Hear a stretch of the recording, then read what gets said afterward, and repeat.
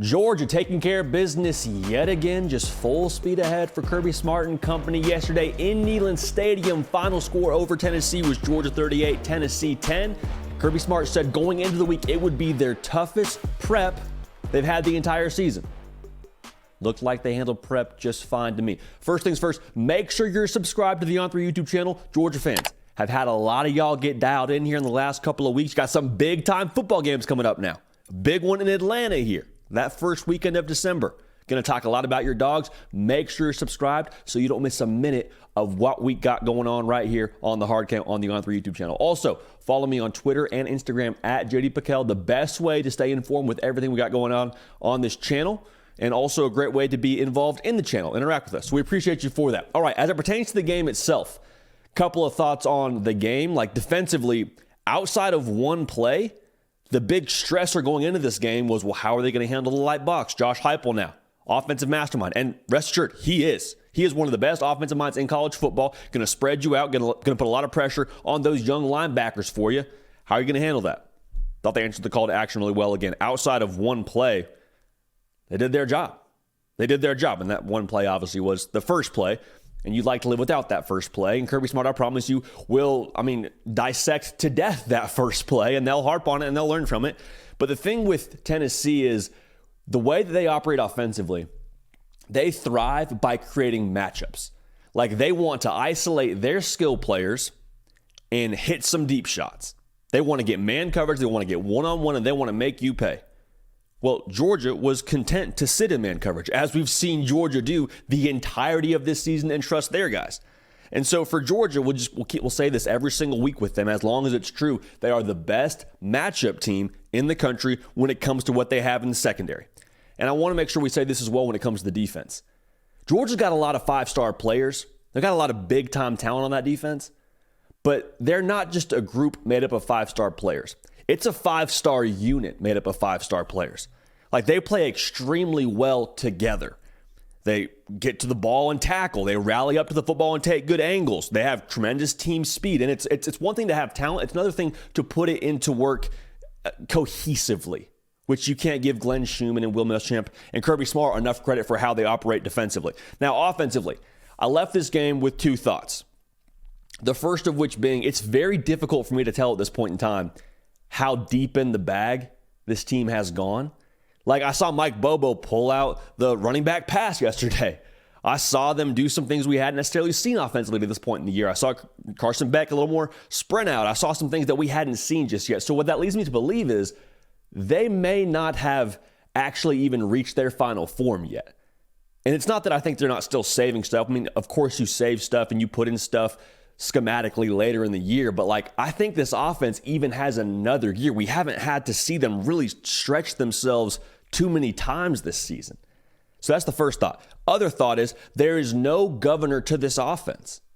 Like, there's no one thing you point at Georgia's offense and say, well, if you can just kind of stop this, the other part is weak.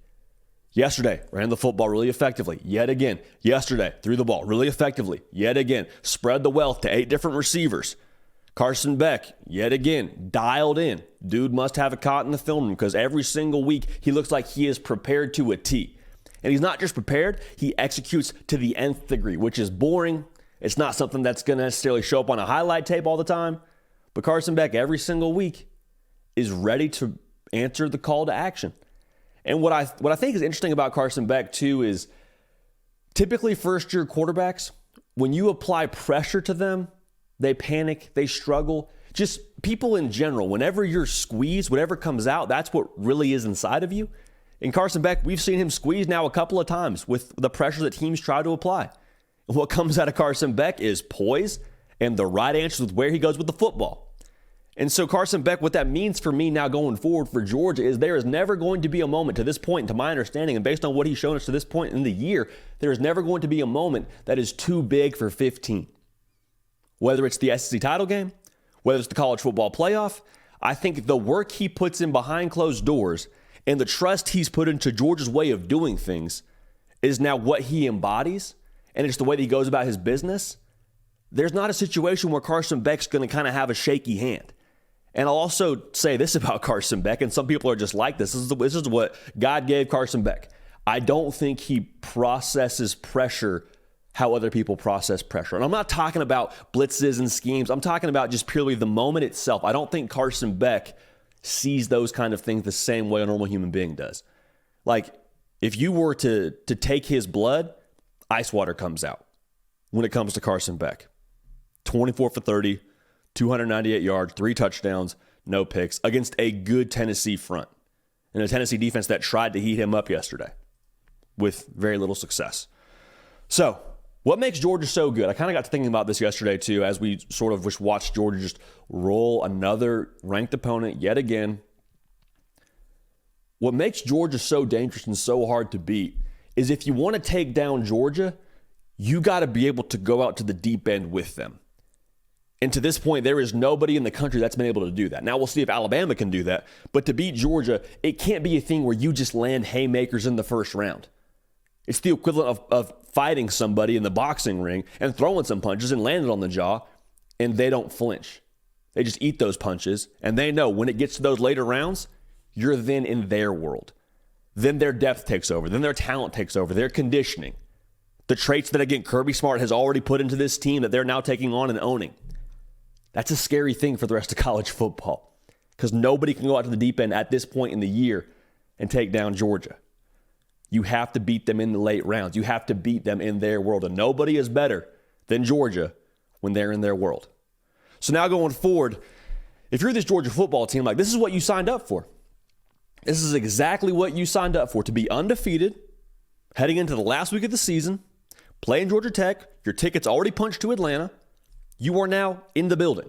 Talent for Georgia and the way they've executed has gotten them into the building. But championship teams that have been in Athens the last couple of seasons, they have this gene in them where they're able to kick down the door. They're not just satisfied getting to Atlanta, not just satisfied with being undefeated and having some buzz, being number one team in the country. They have this extra edge about themselves to where, no. This is not all we signed up for. We're here for a little bit more than that. We're here to bring home some hardware, and one of them has the SEC label on it. The other has a college football playoff label on it. So we're going to go ahead and keep on punching in, these doors and keep on finding a way to get to where we want to be till we're in the room we want to be, holding the trophy we want to hold. So again, now we get to see Georgia have their try at Atlanta against Alabama. I keep saying this. I don't think we've seen Georgia's final form just yet. I think they continue to get better. I promise you, Kirby Smart will have a lot to coach up after this game. There's room for improvement always with Kirby Smart, but Georgia dominant yesterday against Tennessee. It is full speed ahead for the Dogs. Next is Georgia Tech, and then it's that blockbuster against Alabama, and I can't wait for it. Make sure you're subscribed so you don't miss a minute of what we got going on right here. Hey, we appreciate y'all being dialed in. Follow me on Instagram and on Twitter at JD Piquel. We appreciate y'all. We love y'all. We're going to keep this party rolling, and we will see y'all next time. Hey, y'all. Thanks so much for watching. Subscribe to the channel here to make sure you don't miss an episode of The Hard Count. Also, be sure to check out other videos on the On3 YouTube channel.